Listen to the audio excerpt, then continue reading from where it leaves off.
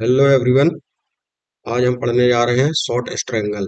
इसके previous video में हमने लॉन्ग स्ट्रैंगल के बारे में पढ़ा था। लॉन्ग स्ट्रैंगल और शॉर्ट स्ट्रैंगल में क्या है, लॉन्ग में हम लोग बाय करते हैं और शॉर्ट स्ट्रैंगल में हम लोग सेल करते हैं प्रीमियम। ठीक है। मान लीजिए स्ट्रैंगल कैसे बनता है, स्ट्रेडल था कि हम एक ही स्ट्राइक प्राइस पर बाय और सेल कर रहे थे दोनों। ठीक है। और स्ट्रैंगल में क्या होता है कि हम ऊपर का कॉल शॉर्ट करते हैं और नीचे पुट शॉर्ट करते हैं। ये हम कब करते हैं, जब हमें एक्सपेक्टेड हो कि मार्केट में कहीं भी मूव आ सकता है, लेकिन हमें मालूम नहीं है कहाँ को जाएगा मार्केट। और अगर ये हो कि मार्केट शायद एक रेंज में ही रह सकता है, तब हम ऊपर और नीचे के प्रीमियम शॉर्ट कर देते हैं और मार्केट रेंज में ही क्लोज हो जाता है, तो हमें पूरा प्रीमियम यहाँ पे भी रिसीव हो जाता है और पूरा प्रीमियम यहाँ पे भी रिसीव। ये कंडीशन, ये हम स्ट्रेटजी कब डिप्लॉय करेंगे, जब हमें ये भी एक्सपेक्टेड हो कि जो इम्प्लाई अंडरलाइन की इम्प्लाइड वॉलिटिलिटी है वो कोलैप्स कर सकती है। इम्प्लाइड वॉलिटिलिटी कोलैप्स करने से हमें क्या बेनिफिट होगा, इम्प्लाइड वॉलिटिलिटी जब भी घटती या बढ़ती है तो प्रीमियम के दाम उसी अकॉर्डिंगली बढ़ते हैं और घटते हैं। ठीक है। अब इस स्ट्रेटेजी में ठीठा इसका सबसे अच्छा दोस्त है, क्योंकि हम क्या है, कोई डायरेक्शनल मूव तो पकड़ नहीं रहे हैं, हम तो ऊपर से पोजीशन बना के नीचे से पोजीशन बना के बस दोनों साइड का प्रीमियम खा रहे हैं, जिसे बोलते हैं ठीठा डिके। ठीक है। अब चलिए आगे चलते हैं। इसके पहले ये ऑप्शन सेलिंग सीरीज चल रही है, इसके पहले भी 7 वीडियो बना चुके हैं। अगर आपने नहीं देखी है तो स्टेप बाय स्टेप जाके एक एक वीडियो को देख सकते हैं और बाकी जो प्रीवियस स्ट्रेटजी है उनको समझ सकते हैं। चलिए एक एग्जांपल लेते हैं। मिस्टर वाई कॉल ऑप्शन और पुट ऑप्शन सेल करते हैं कंपनी एक्स लिमिटेड कंपनी पर। किस किस स्ट्राइक प्राइस पर? कॉल सेल कर रहे हैं हम 1050 पर और पुट सेल कर रहे हैं 950 के स्ट्राइक प्राइस पर। ठीक है।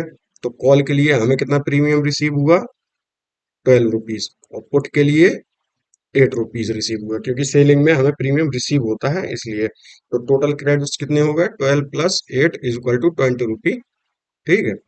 अब ये आप थोड़ा दिमाग में रखना, किस किस स्ट्राइक प्राइस पर हम कितना प्रीमियम रिसीव किया है और कौन सा लेग परफॉर्म कर रहे हैं। ठीक है। चलिए आगे चलते हैं और कंडीशन बाय कंडीशन समझते हैं।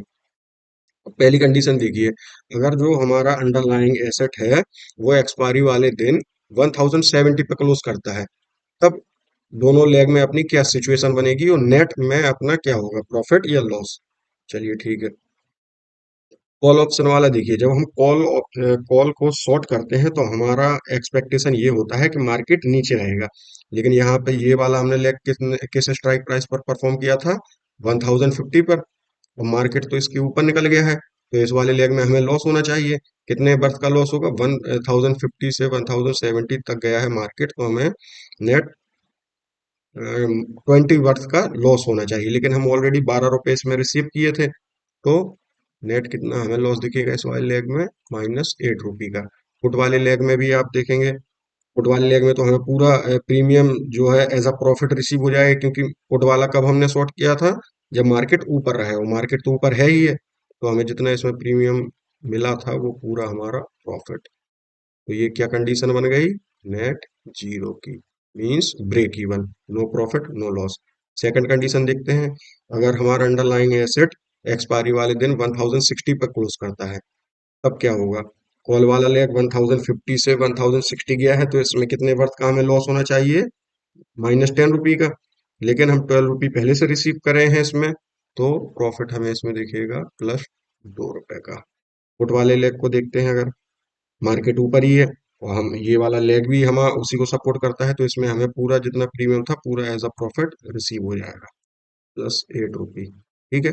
तो इस कंडीशन में नेट क्या होगा, +10 रुपए का हमें पर शेयर प्रॉफिट दिखेगा। ठीक है। अब चलिए नेक्स्ट कंडीशन देखते हैं।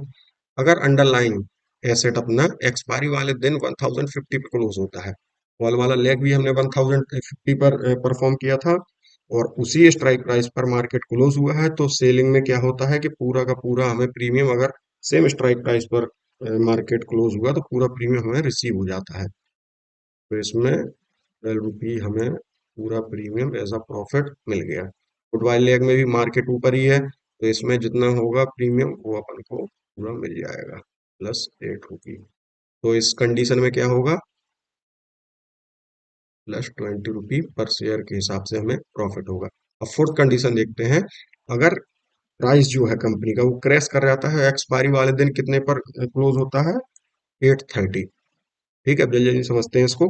कॉल वाले लेग में क्या होगा, मार्केट नीचे आया है और ये हमने परफॉर्म भी इसलिए किया था ताकि मार्केट नीचे रहे, तो इसमें हमें पूरा 12 रुपी का premium as a profit receive हो जाएगा। पुट वाले लेग में अब हमें लॉस दिखेगा, क्योंकि हमने ये वाला पुट किस स्ट्राइक प्राइस पर सेल किया था, 950 का। अब 950 से तो मार्केट काफी नीचे आ गया है, तो कितना आ गया है, 950 से 830 हम देखेंगे तो 120 रुपी माइनस 120 रुपी का हमें इसमें लॉस दिखना चाहिए, लेकिन हम 8 रुपीज पहले से प्रीमियम रिसीव करे हैं, तो इसमें हमें कितना लॉस दिखेगा, 112 का 8 रुपये हटा देंगे हम, क्योंकि वो तो हमें प्रीमियम मिला ही था। तो नेट इतना लॉस होगा, पूरी कंडीशन में कितना लॉस होगा हमें, 112 से 12 और हटा देंगे तो माइनस 100 रुपी पर शेयर का लॉस होगा। चलिए अब लास्ट कंडीशन और देखते हैं। अगर मार्केट, सॉरी अंडरलाइंग, या मार्केट एक्सपायरी वाले दिन क्लोज होती है 950 पर, 950 पर हमने कौन सा लेग परफॉर्म किया था, पुट वाला, तो इसमें तो हमें पूरा ही प्रीमियम जो था एज अ प्रॉफिट मिल जाएगा। कॉल वाले में क्या होगा, मार्केट नीचे ही है, तो इसमें भी हमें पूरा प्रीमियम मिल जाएगा। नेट क्या कंडीशन बनी अपनी, +20 रुपी का हमें पर शेयर प्रॉफिट। ये कैलकुलेशन बहुत इजी हो जाती है अगर ये आप थोड़ा दिमाग में अपनी ये फॉर्मूले रख लिया करें। याद करने की तो वैसे जरूरत नहीं है, लेकिन हाँ, समझ में आता है तो कैलकुलेशन में इजी हो जाता है। अब चलिए इसका पे ऑफ चार्ट भी देखते हैं।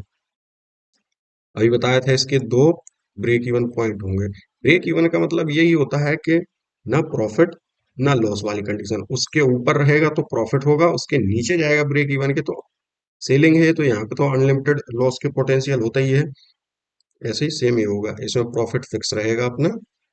ये अपना पे ऑफ चार्ट कुछ इस तरीके का बनेगा।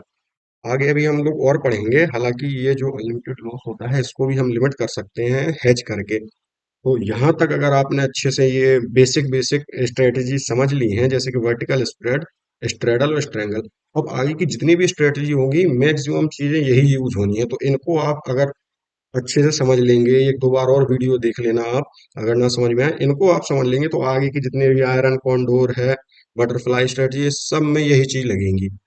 समझ गए आप। चलिए, तो अगर इस में कोई क्वायरी हो तो आप जरूर कमेंट करें। तब तक के लिए वीडियो को लाइक करें, सब्सक्राइब करें और बेल आइकन जरूर प्रेस कर लें। Thank you.